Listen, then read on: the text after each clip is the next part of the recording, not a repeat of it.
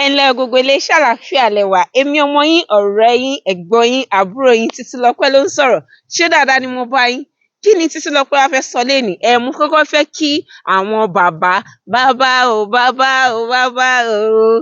Olúwa dá bàbá sí fún wa bàbá o Olúwa dá bàbá sí fún wa. A kú àyájọ́ ọjọ́ àwọn bàbá èyí tá a ṣe sẹ́yìn mo wá kí ẹ̀yin bàbá rere ẹ̀yin bàbá dáadáa ẹ pẹ́ fún wa a máa rí yín bá ẹ̀yin ènìyàn ẹ̀yin ìyàwó ẹ̀yin ìyá ẹ̀yin ni ọ̀rọ̀ tí mo wá fẹ́ sọ lénìí ẹ̀yin ló bá wí nítorí pé à ń ṣe àyájọ́ ọjọ́ àwọn bàbá à ń celebrate fathers, we are celebrating our fathers. Ẹ̀yin ìyá èyí máa sọ pé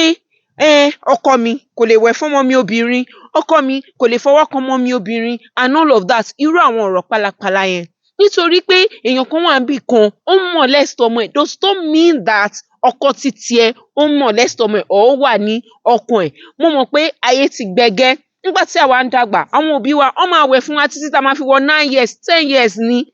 ẹ máa rí bàbá mi òun náà máa wẹ̀ fún ọmọ ẹ̀ tó máa ṣàkànkọ̀ fún gidigidi gan ni àmọ́ nítorí pé exposure ti wà àwọn èèyàn ti róríṣiríṣi nǹkan oríṣiríṣi ló ń ṣẹlẹ̀ láyé ńsìn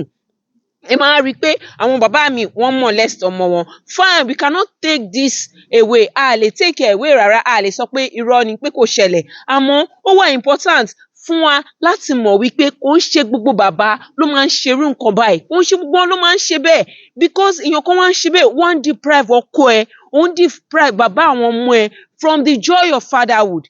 ní máa gbọ́ pé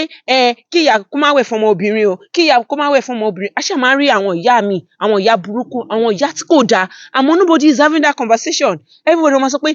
kó má wẹ̀ fún torí pé èèyàn kan ń ṣe torí pé àwọn kan ń ṣe kò mean pé ọkọ títí ẹ̀ ń ṣe so ó wà very important fún ẹ láti mọ̀ wípé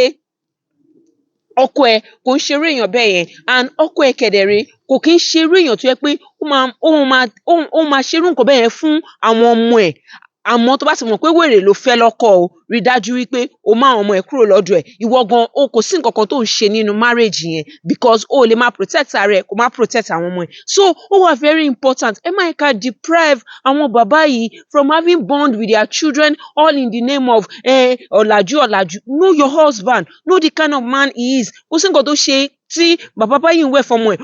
ọmọbìnrin ọdún 3 ọdún 4 sọmọ ọdún 5 láti ọmọ ọdún 5 ó yẹ kọ́ ọmọ yẹn gan fúnra rẹ̀ kó sì mọ̀ wípé ó yẹ kóun ti máa wẹ̀ fúnra rẹ̀ ká máa monitor wọn ká máa wẹ̀ fún wọn bó ṣe máa ká máa monitor wọn bó ṣe ń wẹ̀ bó ṣe máa clean up fúnra wọn so ẹ jọ̀ọ́ ẹ má yẹ ká deprive àwọn bàbá dáadáa àwọn bàbá gidi from the joy of fatherhood because it's not just the money or the material things these are the things that we do as mothers that creates bonds between us and our children so ẹ jẹ́ ká fún àwọn bàbá yìí náà ní opportunity amóró ọkọ ta fẹ́ ó ti fọ́kọ gidi ó fẹ́ràn àwọn ọmọ ẹ̀ so give him the opportunity don't say because people are doing it and you are now thinking it in your mind that your husband too is doing it nígbà tó dẹ̀ mọ̀ wípé ọkọ gidi ló fẹ́ so wọ́n á fẹ́ bẹ́yìn ni